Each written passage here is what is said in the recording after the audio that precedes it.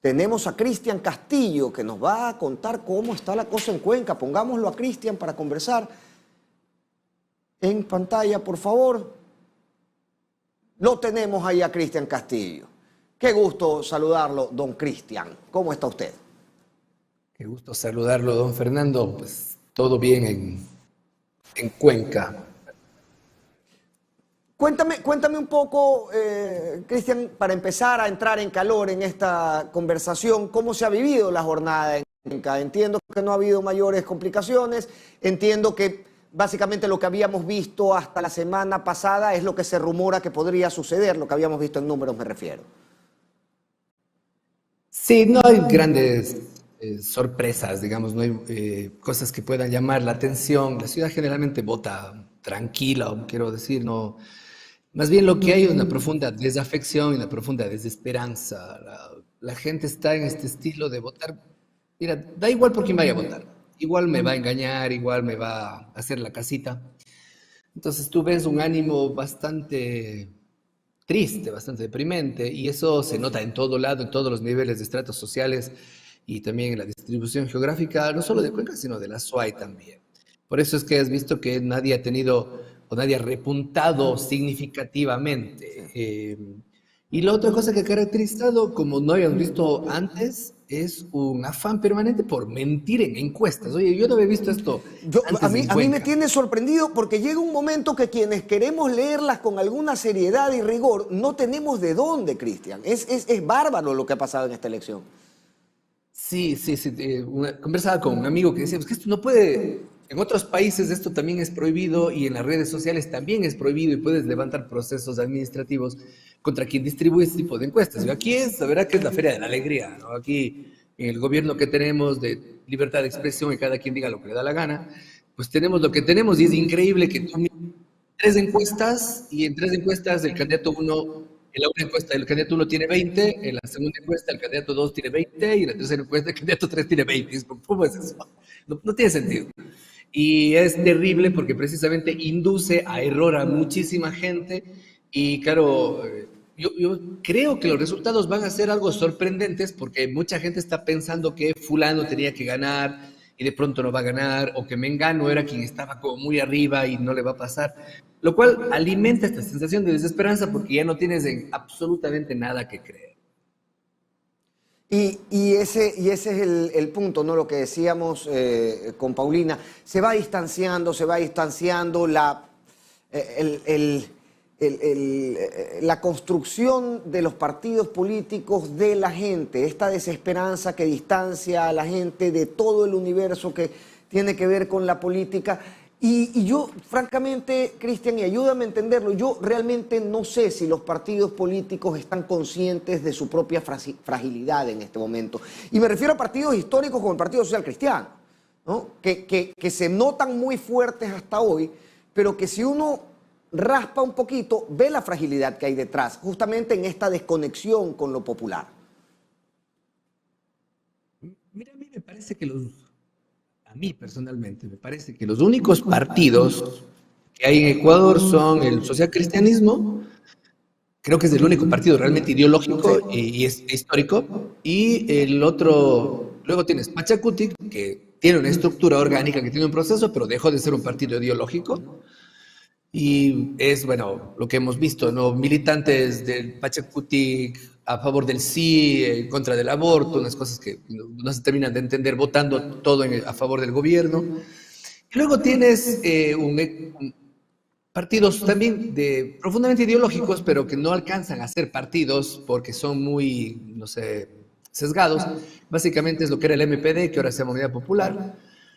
Y luego tienes ahí, claro, la RC, la Revolución Ciudadana, que podemos decir que es un partido estructurado en términos de movimiento electoral, pero que a la interna todavía tiene profundas diferencias internas, ideológicamente quiero decir, ¿no?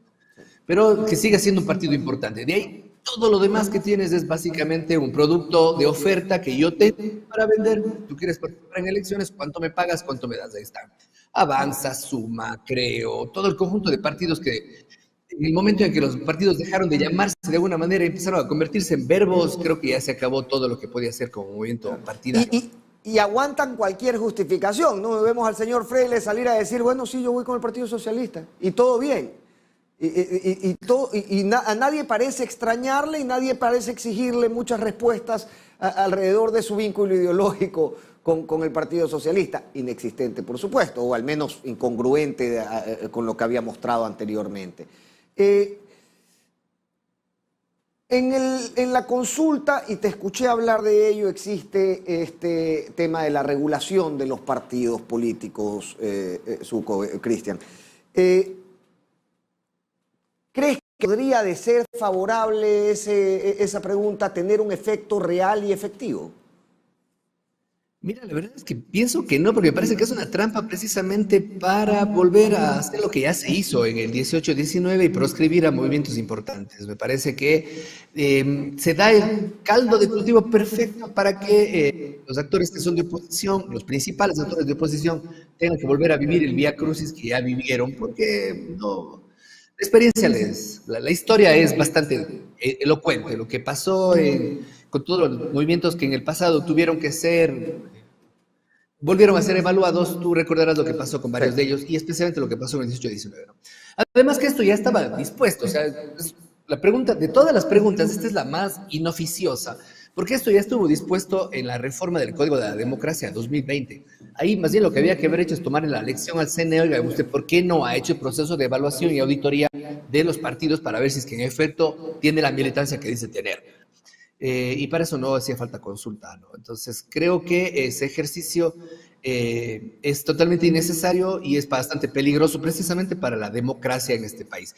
Cuando lo que tenían que habernos preguntado es si estábamos de acuerdo con cambiar el sistema de partidos para que, por ejemplo, se acabe el transfugismo, para que los que son militantes, para que solo sean militantes los que pueden participar en elecciones. ¿Y qué es esto del invitado que te aparece un día antes, 2 días antes?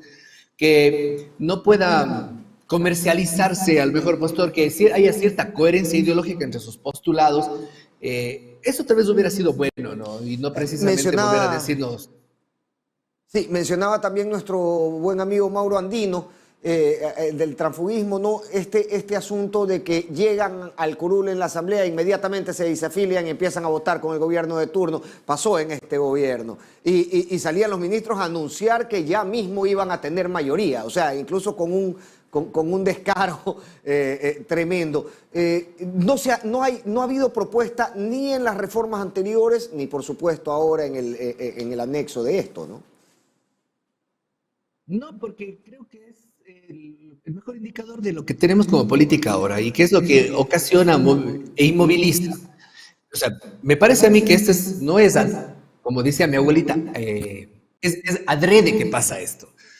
Porque esta forma de hacer política es lo que permite que no haya lucha ideológica y que finalmente sea cuánto te doy, cuánto vales, qué es lo que necesitas.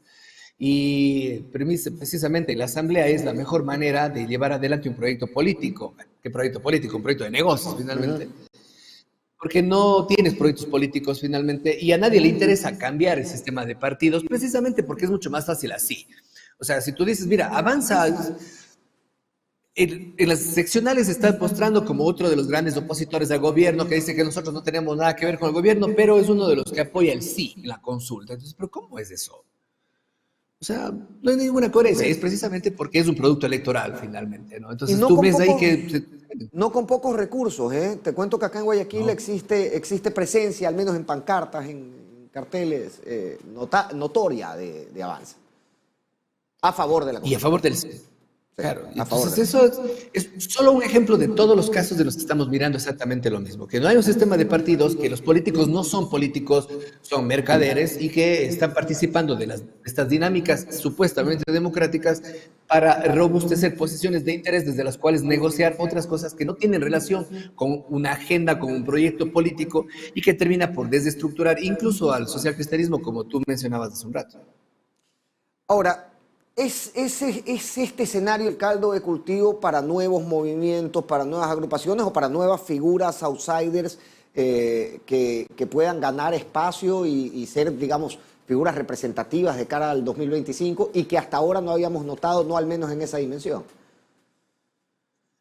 Oye, a mí me da bastante temor, como coincidiendo con lo que decía Paulina hace un rato, a mí me parece que es el caldo de cultivo para la ultraderecha en Ecuador. Sí.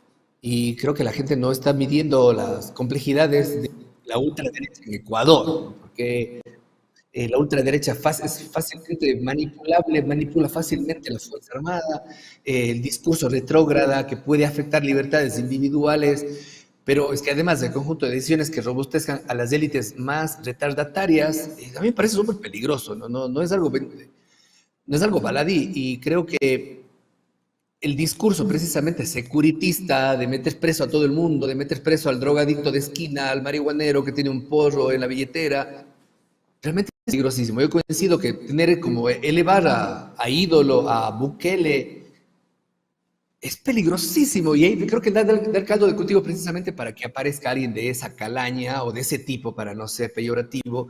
Y claro, en los siguientes 2 años probablemente el discurso de, no sé, del progresismo, de la igualdad, no resiste un eco precisamente porque la gente está asustada. Y claro, si es que alguien viene y te ofrece que todo el mundo se arme hasta los dientes y que va a meter preso a quien se robe una gallina a 50 años, probablemente la gente va a empezar a votar a favor de esa gente.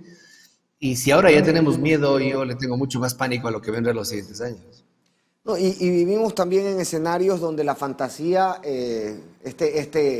esta virtualidad, ¿no? que hace ancla en la fantasía, se casa tanto, se marida tanto con la realidad en tantos momentos del día que ahora, por ejemplo, tenemos videojuegos que hacen de este tipo de situaciones algo tremendamente cotidiano. El niño llega del colegio, prende, descabeza a 4 flacos, se roba 4 carros, le pega a 3 mujeres y luego apaga el Nintendo y se va a almorzar, ¿no? Y esto de alguna manera, no quiero sonar como el tatarabuelo que se queja de los juegos de video, pero tiene un efecto en la normalización de la violencia, Cristian. ¿Cómo podemos redireccionar esa normalización de ciertos escenarios violentos, aunque sean de la virtualidad, aunque sean de fantasía, para que no lleguen a afectar a la hora de votar a un chico, a un influenciable en sus años de adolescente? Pues mira, me parece que llevamos años de normalizar la violencia y el narcotráfico y la objetivación de las mujeres, ¿no? Entonces, a mí me llama mucho la atención que la gente de pronto diga, ¡oh! ¿Pero qué está pasando? ¿Cómo que está pasando? Pues usted se miró las novelas del Cartel de los Sapos 1, 2, 5, 10, o sea, ¿de qué me está usted hablando? Usted aplaude este tipo de discursos, está feliz que haya canciones que hablan, que objetivan de manera burda a las mujeres y un conjunto de actores que políticamente dicen que la violencia contra las mujeres no existe, que existe la violencia contra los miembros de la familia. Y sí, claro, pero 9 de cada 10 personas violentadas dentro de la familia son mujeres. Pero no, los hombres también son violentados los no nacidos también merecen nacer y todo ese discurso. Llevamos 20 años de esa conversación. Entonces es bastante probable que ahora la gente piense que esa es la solución. Y claro, queremos un reencuadre, tal vez es muy importante empezar por regular, pero justo en este gobierno no ve, porque este gobierno es de antirregulaciones, porque la libertad, porque la gente puede tomar decisiones por su cuenta, y además asumen que todas las personas tienen la misma capacidad para tomar decisiones libres e informadas, cuando todos sabemos, estamos mostrando los mejores ejemplos de que no es así. Lo que ha hecho es alimentar este caldo de este escenario de profunda violencia que está tan normalizada, amigo, que no nos aterra. O sea, 5 candidatos han sido asesinados en esta campaña y no pasa nada. Y ayer asesinaron a este chico Menéndez en Puerto López y hoy día en la inauguración de la fiesta democrática, que de fiesta no tiene nada, ni un minuto de silencio. O sea, pero estamos tan desnaturalizados desde las autoridades que ya no importa nada, que es como normal que la gente se mate entre ella. Y como yo lo he dicho en otras ocasiones, ¿para qué Estado si es que es así? Es increíble, ¿no? Y como tú bien dices, ya lo cotidianizamos al punto de que todos los días en la sobremesa familiar, en la que antes se hablaba de fútbol, hablamos de muerte. Yo no sé si estamos dimensionando correctamente esto. Hoy hemos recibido, la gente en Puerto López, en Manaví, ha recibido una papeleta para votar por un alcalde que anoche asesinaron. Es gravísimo. Y no sé si lo estamos dimensionando, si estamos dimensionando correctamente el hecho de tener este tipo de discusiones en nuestras sobremesas todos los días. Sabes que yo recuerdo, tenía un compañero colombiano cuando estaba en la universidad y él recordaba las peores épocas de Medellín. Y en Medellín llegó una época en que la gente decía, oye, ¿sabes que se murió Juanito? Y la gente no preguntaba de qué, la gente preguntaba cuándo lo mataron. Así estamos llegando, amigo, porque está convirtiéndose en algo natural y siguen con el discurso de que es ajustes entre bandas. Por Dios, o sea, ya basta de eso. Estamos viendo gente que es asesinada por sus parejas, es asesinada o mandada a asesinar por sus socios de trabajo, es asesinado porque no quiere soltar dinero a un empresario cualquiera. Recuerda el caso de la Prosperina que pasó la semana pasada, de esta pobre señora que tenía su tienda. Basta. O sea, y creo que por favor reaccionemos, amigos, no sean malos, porque si no se nos va el país, se nos va la sociedad, se nos va la vida del Ecuador como quiera que esperábamos que haya sido. Murió en el ataque de ayer también un chico de 16 años por el pecado de gustar de un candidato y andar en caravana con él. Un chico de 16, imagínate. Hay 2 más heridos.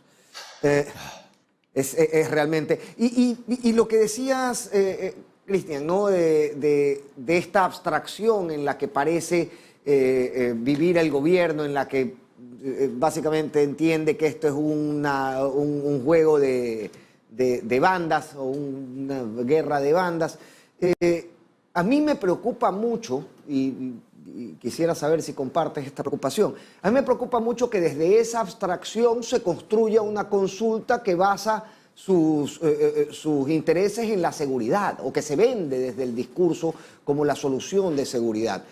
Nos están ofreciendo una solución desde una abstracción. Nos están ofreciendo una solución para resolver un problema que no tenemos. ¿O qué? Porque tenemos un problema que no se resuelve con esta medida. Y que a mí en lo personal, lo he dicho ya públicamente en otros espacios, estas son cortinas de humo porque realmente el condumio de esta consulta está en las preguntas 5, ¿no? En cómo nombrar a las autoridades de control y en esta pregunta que obliga a volver a evaluar a los partidos otra vez. Creo que esas son realmente donde están las trampas importantes. Esta pregunta de la extradición lo que ha hecho es venderle a la gente, que a mí me da mucha pena, toda la gente que en serio piensa que hay países en el mundo que están como frotándose las manos para recibir a 10.000 delincuentes ecuatorianos. Porque los vas a desterrar, más o menos, pero... Sí, creo que entiendo. Lo han vendido como una expulsión del país cuando realmente requiere otro tipo de trámites de derecho internacional. Sin embargo, de ello busca atacar esa fibra que está muy sensible en todos los ecuatorianos. Y hablábamos con Andrés Maldonado en la mañana y decíamos, falta que te pregunten cosas como a ti te gusta querer a tu mamá.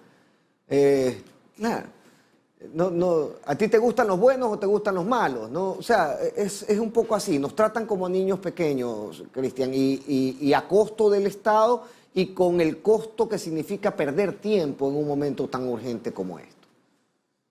Sí, porque hemos pasado 6 meses de esta consulta en la cual ha dicho no hacemos más cosas porque necesitamos el resultado de la consulta. Y durante 6 meses tuvieron que hacer muchas más cosas para evitar que la violencia escale a este nivel. Porque el discurso no puede seguir siendo cuidado por el propio gobierno.